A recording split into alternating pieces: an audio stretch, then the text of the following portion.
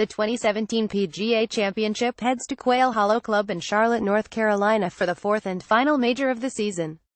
This is the first time Quail Hollow has hosted a major championship, but it does host regular PGA Tour event, the Wells Fargo Championship, which is regarded by the players as one of the best courses on tour. It boasts one of the toughest finishes in the game, with holes 16, 17 and 18 termed the Green Mile, which could make for an exciting finish coming down the stretch. The overall average for the past 10 championships is 11, with the lowest major championship score set by Jason Day in 2015 when he scored 20, equaled by Henrik Stenson in the 2016 Open. Notably, the previous 3 PGAs have averaged 16.6, whereas the 7 previous winners averaged 8.7, nearly half, suggesting the Professional Golfers Association of America now prefer course setups to yield lower scoring. The average winning margin sits at just under 3 strokes, 2.75, with playoffs occurring in 2010 and 2011. Rory McIlroy tied the major championship winning margin record in 2012, but without this margin, the average sits at just 2 strokes.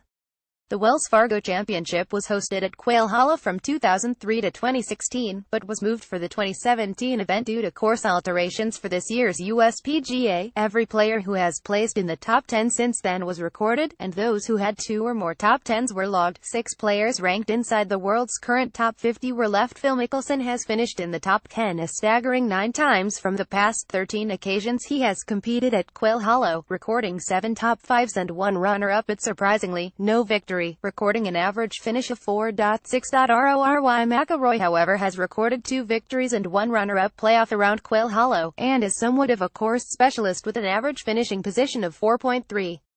2 players outside the world's top 50 highlighted red have shown significant course form over the years. Veteran Jim Furyk averages the lowest position of 3.8, while ex-US Open winner Lucas Glover has contended regularly here over the years, averaging 5th place.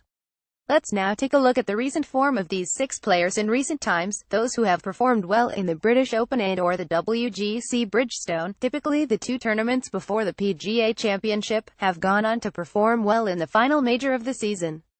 Mickelson and Rose have averaged 59th place over the 2 championships and appear to be not quite firing on all cylinders heading to Charlotte. Moore hasn't pushed on since forcing his way into last year's Ryder Cup team and has averaged 53rd over the 2 events. Scott has been consistent with 2 top 25 placings, averaging 18th, but is not showing the signs that he did a few years ago when he became Masters champion. TSZ contenders. With these statistics in mind, here are our 2 favorites to take the PGA Championship title this year. McIlroy has recorded 2 top 5s in his previous 2 tournaments and is starting to show signs in his Tito Green game that he could produce another dominant victory where he overpowers the course and his competitors. His last major victory came in this championship 3 years ago, and his form around Quail Hollow is impressive. And it is always a big if with Rory. He can find form on the greens. It is hard to see how anyone could beat him this week. Fowler's consistency and all-round game will one day produce a major championship. He has averaged 16th place in his previous 2 starts without ever really getting out of second gear. His form during this season's majors has been strong, averaging 13th, and he has been in contention to win heading into Sunday in both the Masters and the US Open. Having won around here in 2012, birdieing the 18th during a playoff which include McIlroy, the memories of success could come flooding back this week.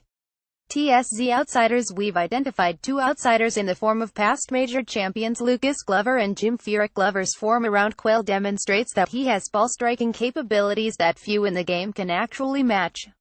One of his 3 PGA Tour wins came at this course, and he has also finished as runner-up here, demonstrating that his game is perfectly suited to the Tito Green demands in Charlotte.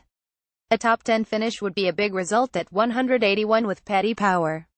Stalwart Furyk has managed just 1 top 10 on the PGA Tour this season, but has the ideal game for majors and tough courses that demand accuracy. Again, a top 10 placing at 181 with Paddy Power would be good money on someone who even at his age can still perform on the biggest stage.